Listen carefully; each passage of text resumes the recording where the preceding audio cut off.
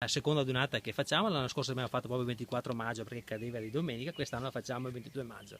24 maggio è scoppiata la Grande Guerra, 24 maggio 1915, 100 anni sono passati. Si tratta di una manifestazione che coinvolge naturalmente tutto il territorio, abbiamo avuto il patrocinio della provincia ma di tutti anche i comuni rivieraschi, in particolar modo quella di Breda, perché la manifestazione verrà fatta in via del Passo a Saletto di Piave, una frazione di Breda, dove ci sono le trincee della Grande Guerra. Grazie anche alla collaborazione e nel comitato c'è questa associazione, quella dell'Argine Maestro, che sta facendo un eccellente lavoro di recupero delle trincee. Fanno vedere 2 trincee da poco recuperate. Ci sono 2 bellissime trincee da poco recuperate da questa associazione, ce ne sono altre 9 da recuperare.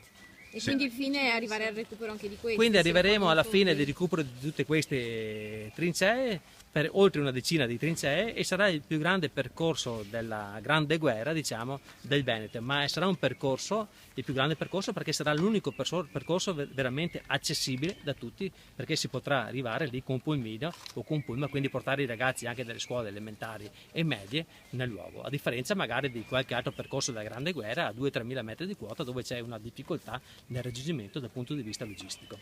Per l'occasione avete preparato anche delle apposite magliette. Sì, abbiamo fatto delle apposite magliette, circa 1 migliaio di magliette che portano delle scritte proprio dell'epoca, del giugno 18. È meglio vivere un giorno da leone che 100 anni da pecora, il Piave o tutti eroi o tutti occupati, e queste qua saranno messe in vendita. Il ricavato verrà dato a questa situazione per il recupero delle trincee e per altre attività per la Grande Guerra. Una però volete mandarla anche oltre Atlantico?